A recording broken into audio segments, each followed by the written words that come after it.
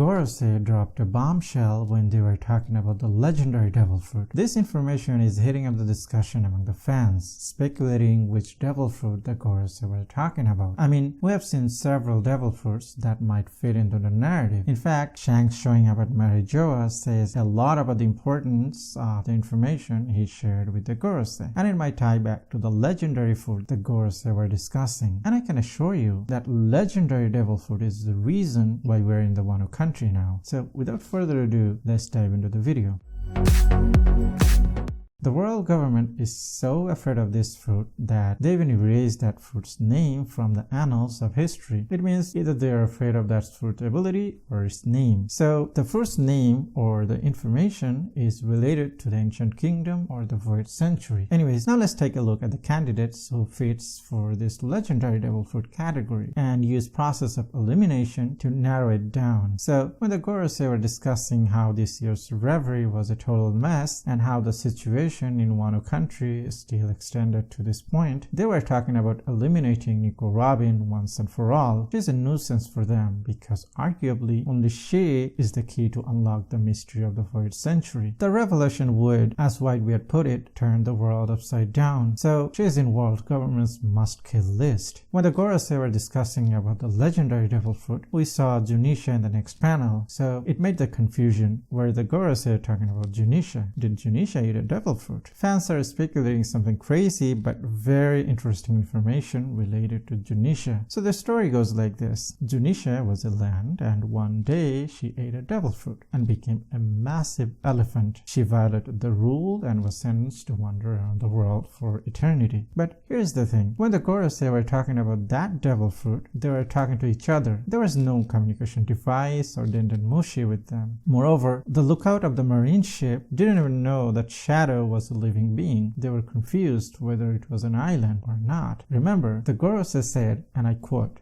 "No, that's impossible. That fruit is only a legend now, even to us." So it means the Gorosei had not heard about that fruit or had any knowledge of anyone eating that fruit. It's a legend. Zunisha has been in One Piece world for over a millennium. Obviously, they know about Zunisha or have knowledge about her. So they were going to talk about Zunisha. Now the fans are also talking about Otama. Actually, Tama's devil fruit is more believable than assuming Zunisha eating a devil fruit and still walking in the sea for 1,000 years without getting drowned. Actually, Tama ate an amazing devil fruit. The fight against Kaido went to this point due to Tama's huge contribution. Just imagine a kid who couldn't even eat her fill is the reason for Yonko's downfall. Poetic, right? I wonder how Holden would feel about it. If Tama feeds him a kibidango, he would practically become her slave. Ironic, right? In One Piece, compared to the adults, the kid devil fruit user often have the ability to shift the balance of power. I mean, look at Otama, Sugar, or Buggy, for example.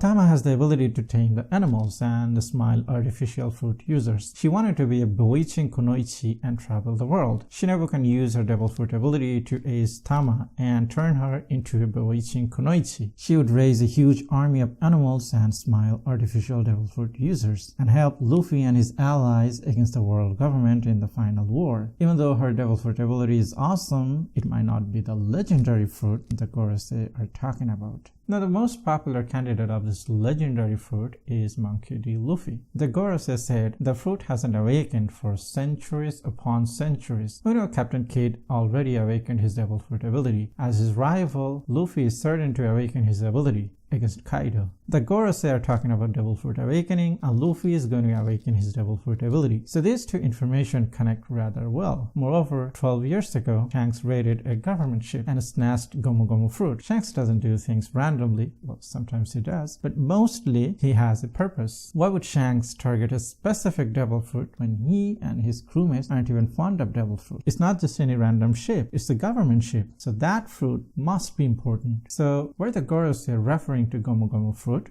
Before I answer that, I need to quote what the Gorosei said. He said, I quote, "That fruit is only a legend now, even to us." So was the world government not aware of Gomu fruit's existence until Luffy and Kaido fought? Of course not. They were well aware of Gomu Gomu fruit's existence after the Marineford War. Moreover, they knew Shanks took Gomu Gomu fruit from the government ship. So the statement that fruit is only a legend now, even to us, doesn't fit to Luffy's devil fruit. They weren't talking about Luffy's devil fruit. Is there any devil fruit that fits Gorosei's statement? Yes, there is one. In fact, if the owner of that fruit didn't use her ability, the Straw Hats wouldn't be in Wano country now. Yes, I'm talking about Kozuki Toki's Time Devil Fruit. Kozuki Toki was born 830 years ago, which means she was born in the Void Century. When she was 26 years old, she used her Time Devil Fruit's ability to leap into the future. She arrived near Wano country 30 years ago. It means the world hasn't seen or heard about Time Devil Fruit for nearly 800 years. If the incident in the Void Century is a legend, so is Time Devil Fruit. No wonder the Gorosei said that fruit is only a legend now. Perhaps sending the user into the future is the basic ability of Time Devil Fruit. But to send others, the user needs to awaken its ability. When Orochi said Momonosuke and Oden's retainer lived 20 years into the future, nobody believed him, not even Kaido. This ability is unbelievable. I don't blame them. Most of the people in One Piece world wouldn't believe him either. Now that Kozuki Toki is dead, Time Devil Fruit has entered in reincarnation cycle and found a new owner. I wonder if it is Blackbeard Pirates who owns it now. Considering Time Devil Fruit has been absent from the world for 800 years, I think the Gorosei were talking about this devil fruit, not Gomu Gomu fruit or Otama's devil fruit. Don't forget to share your opinion in the comment down below. See you in the next video.